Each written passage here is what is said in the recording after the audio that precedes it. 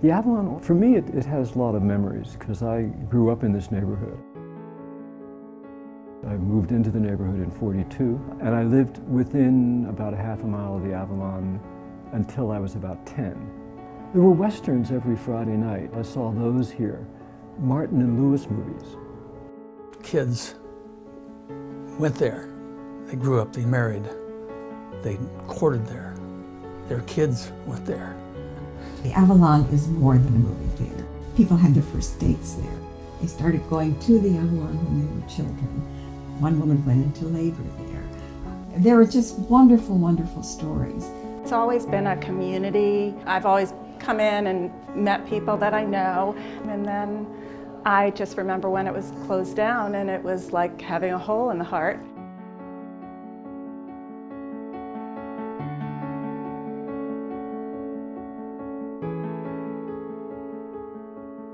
The city has a history in the last 10 or 15 years of losing most of its old movie theaters. The joke is a lot of them have turned into drugstores, to CVS's. And when this movie theater went into bankruptcy, the community was able to rally around saving it. People were outraged that their theater had been closed. We didn't know if 5 or 10 people would show up.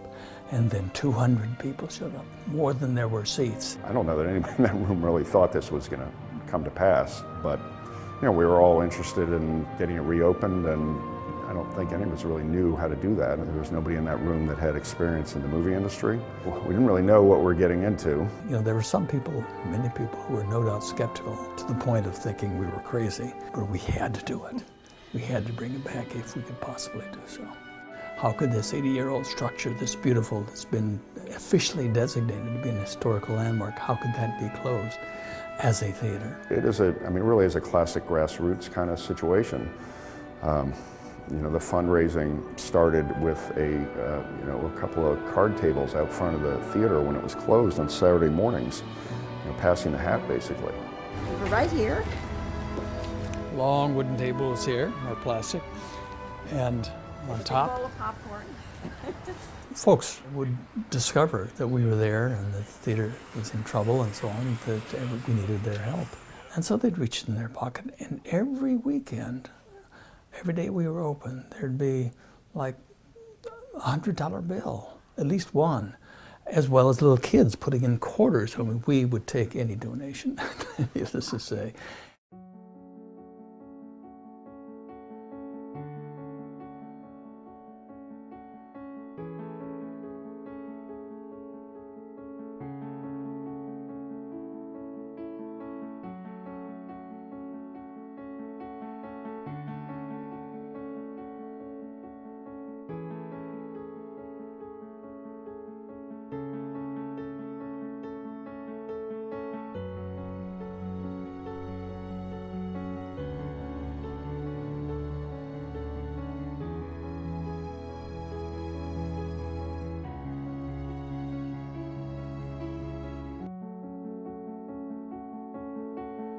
Maybe it was just magic. I don't know, but it definitely worked.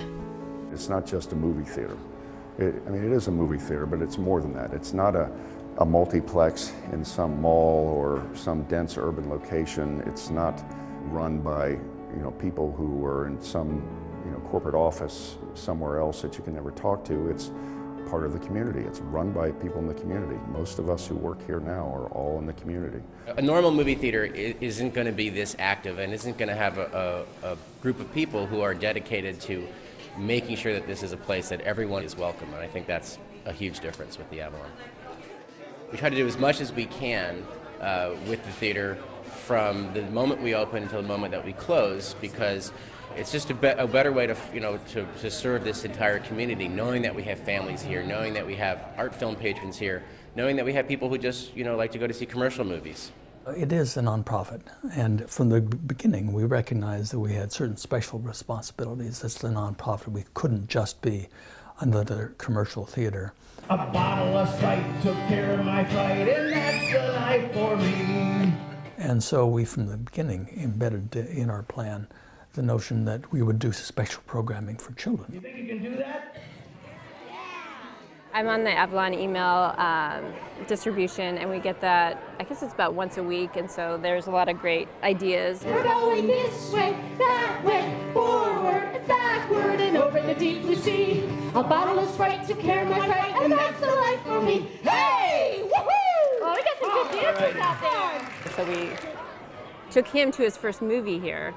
What movie did you see here?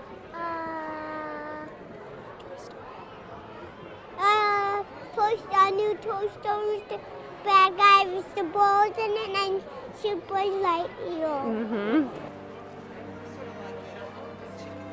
People really care about this theater. It's really the heart of the community because it is so well loved.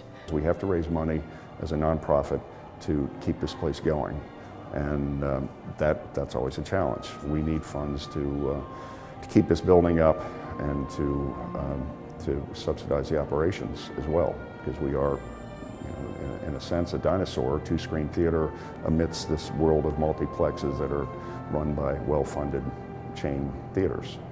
Well, the Avalon has been here since the 20s, so what is that, 80-something years? And if we can keep it here for another 80-something years, or even beyond that, I think we'd all be pretty proud of what we've been able to accomplish.